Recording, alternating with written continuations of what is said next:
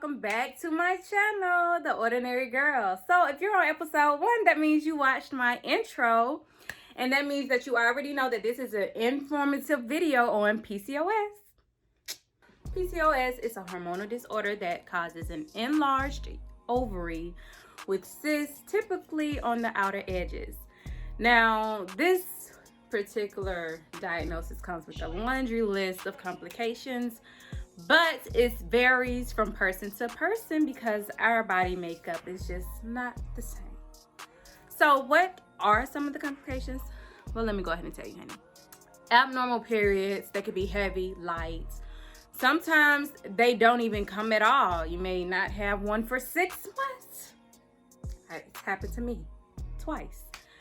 Androgenic baldness, because the hormone levels when you're dealing with PCOS, they vary. So sometimes your androgen levels can get so high that you can start to bald because you can develop a sensitivity to it. But on the flip side, most people experience excessive hair growth and they just have hair everywhere. Then you have, diabetes. It affects your liver. It's miscarriages, infertility. Some people do suffer with infertility because without having a period, you're not ovulating. So then, weight gain.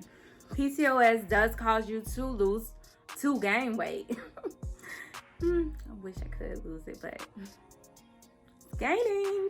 I saved the best for last because this is kind of like the slide into my little story. Hormonal acne. So my PCOS story, my discovery, my journey. Let me tell y'all. I had clear skin, right? And although, because I'm gonna take this off like at the end of the video. I had clear skin and then my face broke out. Like legit, the shit just broke out right all over up in here. And I was just like, well, what's going on? Like, what is going on? So I was going to the dermatologist first because you always gonna skin doctor, dermatologist, here I go. So I went to the dermatologist, right? And then she was giving me all these type of topical ointments. She was giving me like Onexin. She even told me to try different, which you can get at Walmart. She was giving me all this benzoyl peroxide, clindamycin, all kind of things. Nothing worked, literally. My face got worse. Nothing worked. Then I was like, so what can I do? So we did blood tests. We did numerous blood tests, y'all. I was just like, is there something serious? So basically she was like, I feel like you may have PCOS. And I was like, what is PCOS? So now I'm panicking because I'm like, I'm thinking I have some type of deadly disease, y'all. And I'm just like, honey, take me to the doctor. Girl, I went to the gynecologist, right? Little fancy schmancy office because, she referred me there. And, basically it was like, okay, yeah. I'm going to want you to come back and we're going to do a sonography. We're going to perform a sonography of your uterus. And we're going to sonohysterogram.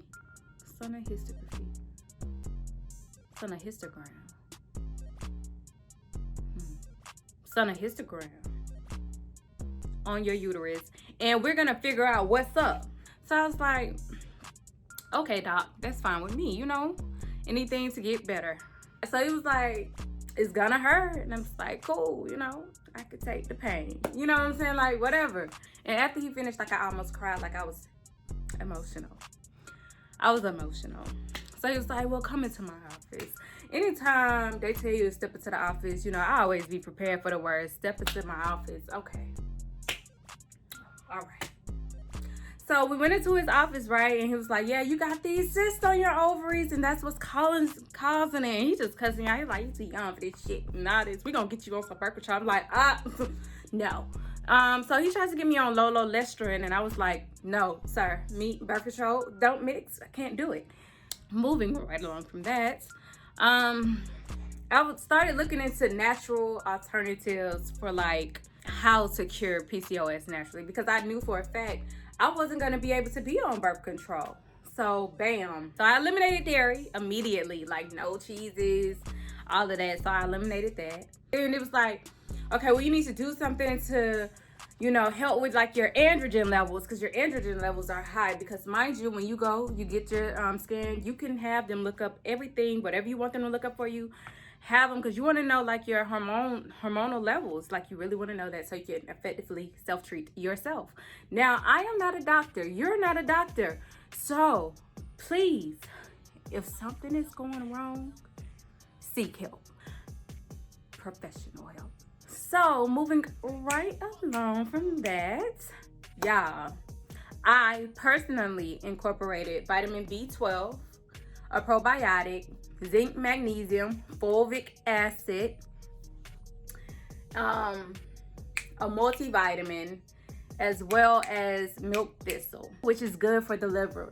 Now, some people take a liver complex vitamin to help to cleanse those toxins out of the body, but milk thistle is fine as well. It does the same thing essentially, but be advised, you know, the FDA isn't backing that shit up. So take it at your own risk.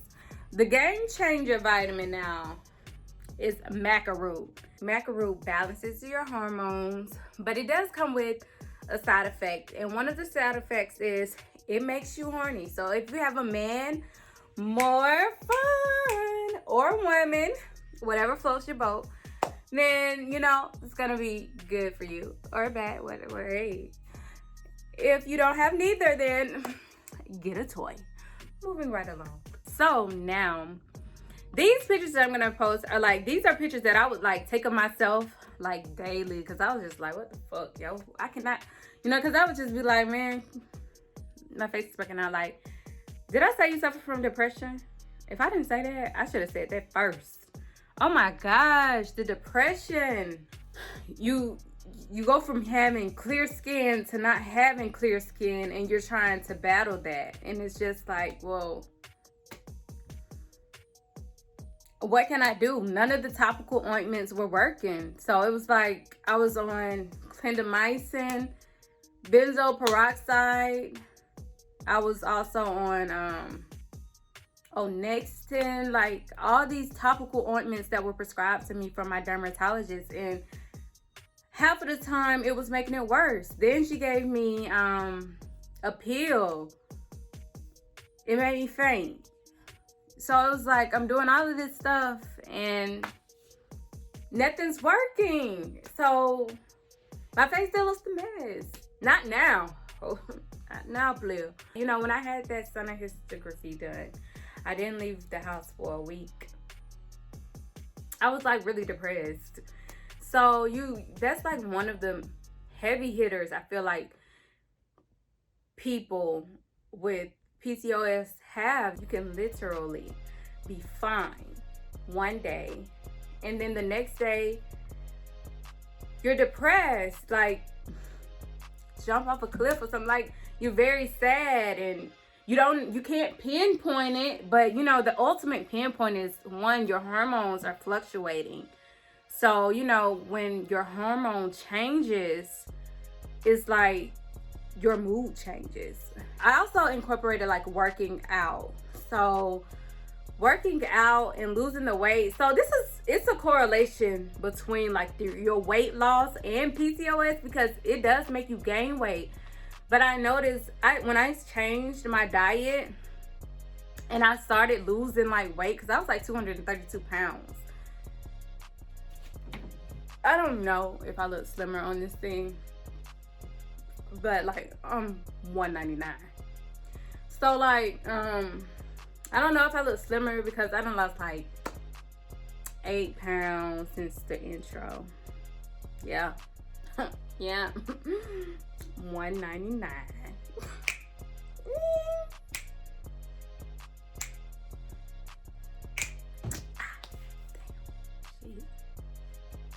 Anyway, hi guys, so it's me in the flesh, no makeup. I just washed my face and I did my skincare routine, which I'll be dropping a vid on that soon. So right now, let's just go ahead and get into the skin. I don't know if you can see, but right now I've just came from a breakout. My period, my menstruation just came on, so I broke out. But this is my left side. This is my right. This is my forehead. That's always kind of stayed kind of like pretty clear. My T-zone area has always been pretty clear, but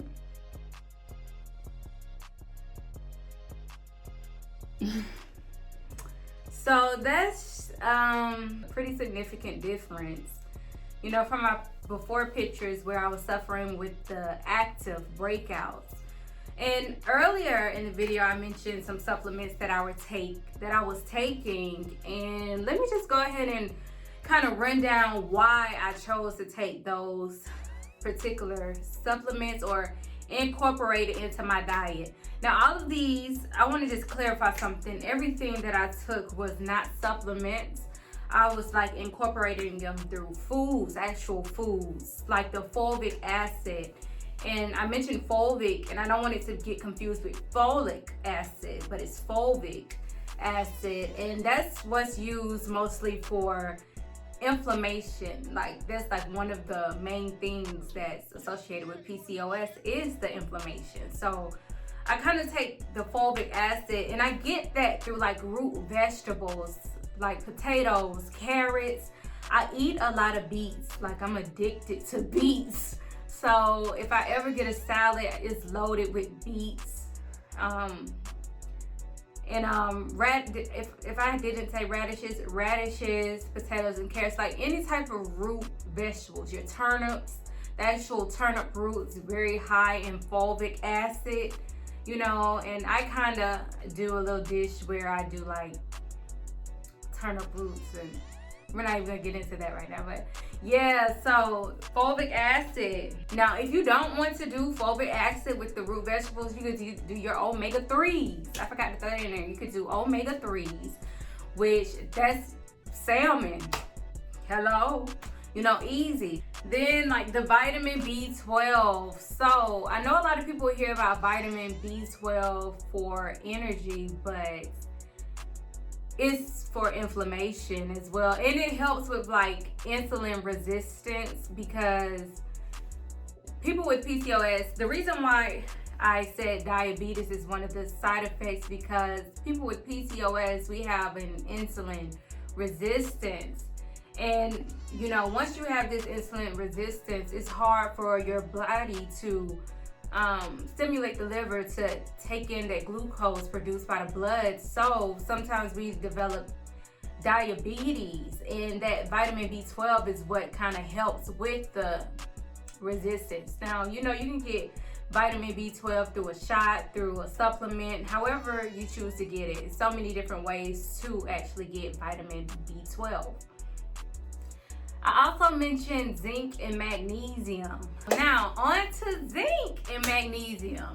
So, zinc is good for reducing your testosterone levels. Testosterone creates an excess of sebum and sebum, however you say it, it creates an excess. And then it also leads to overactive regeneration of the skin cells, and that's what's creating your hormonal acne. That's what's creating the acne. It's also good for reducing your androgen levels. You know, whenever you have an increase of androgens, that is what's putting you at risk for anovulatory infertility, where, you know, you don't ovulate, so you can't produce a child. And that's why some people, you know, suffer with infertility on PCOS, because they have these increased androgens, and zinc is good for reducing that. And sidebar, zinc also helps with the excess hair growth. Ding ding. Magnesium. Now, magnesium works well with like vitamin B12. It helps with inflammation as well. Maca roots. This is like my favorite supplement of them all, honey. You can get it in the powder, you can get it in the pill. However you want to get it, this is like the best thing. So it helps with fertility. How? So it has been shown through like different trials and stuff, because I really researched this. So it helps like with the stimulate the pituitary glands, which is responsible for your DHT. Macaroon helps to reduce your estrogen levels, which also helps to combat that excessive hair growth that you could be suffering from. Then last but certainly not least, I couldn't stress this enough earlier on, is dairy. Dairy is like one of the main triggers for hormonal acne. So dairy just basically, it makes your insulin levels rise.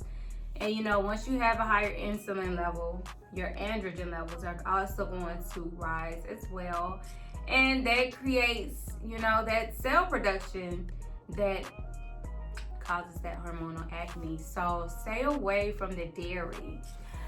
Okay, so that kind of like concludes my PCOS informational vid.